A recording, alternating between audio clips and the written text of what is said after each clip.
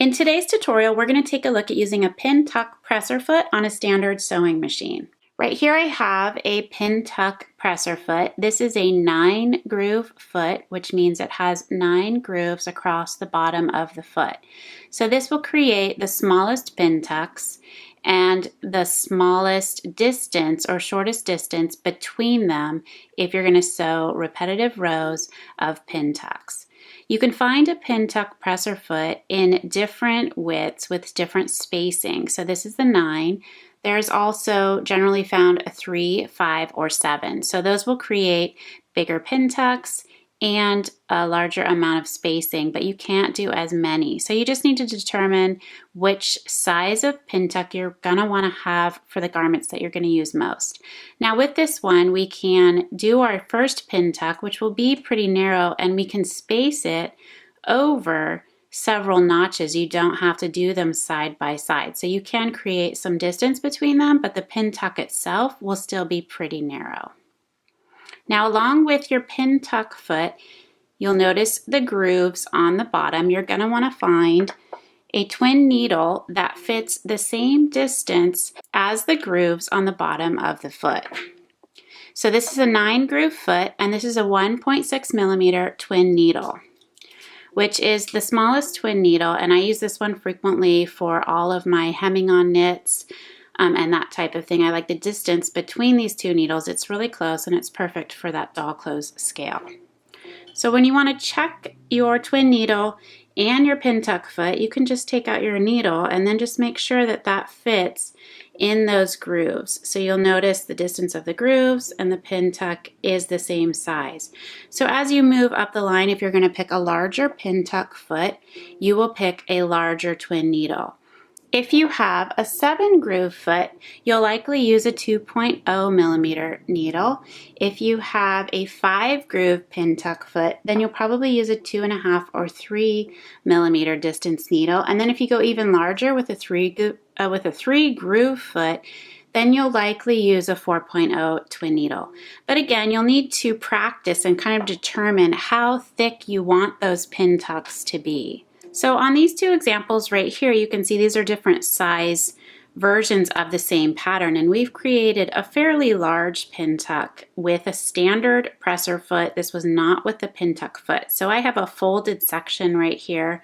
It's about 1/8 of an inch fold. So if I wanted to create this exact size Pintuck, I'm going to need a much larger foot than this 9. The 9 will create a very thin, narrow Pintuck, which I could space in these same spaces. It just won't have as much fold for each tuck, and that's what I'm going to demonstrate. Then you can see on this one, these ones are much smaller. They're still equally spaced apart, but the actual fold itself, which was also created on a standard sewing machine with the standard presser foot, this little fold itself comes up quite a bit higher than the Pintuck foot will, but the Pintuck foot will replicate the same idea very quickly and consistently compared to the style of creating these one at a time. So you can look at the video that we did for creating Pintucks, and you can compare the two styles, and you can determine the frequency with which you're going to be sewing Pintucks and if it's worth investing in the Pintuck foot itself. The other tool that you're going to want to have on hand is some sort of marking tool to set your first row. So I have a chalk wheel right here, and that works fine if your fabric is not white, unless you have colored chalk. If you just want to make sure that you have something that's removable so that you can score your first line to make sure that your Pintucks are perfectly straight, and then from there on out you're going to use the grooves on the foot to keep them straight. And then it's also good to have a rotary cutter on hand to cut out your squares, and you can start with squared edged lines, which also helps you set a straight line on your sewing to line up with your Pintuck foot.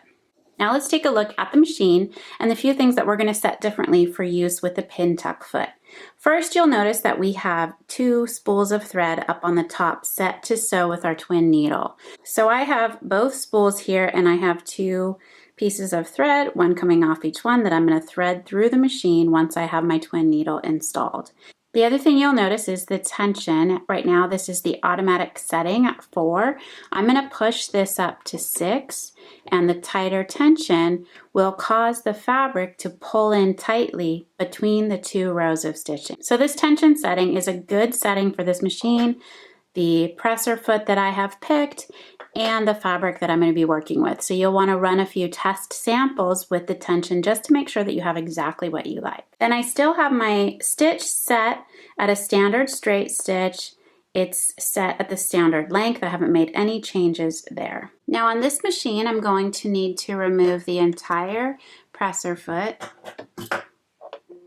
and then bring in my Pintuck presser foot and set that on, pushing the clamp in the back to secure. So I have that secured, and then I'm going to go ahead and pull out the existing needle and then put in the twin needle. So I just want to make sure that I have the flat section towards the back, and I'm going to slide that right back into the opening and then just twist that to secure. So there I have the twin needle installed. Now to thread the needle, I'm simply going to pull the threads that I had from my 2 spools through all the threading path together. So I have that through the back, and I'm going to pull that right here.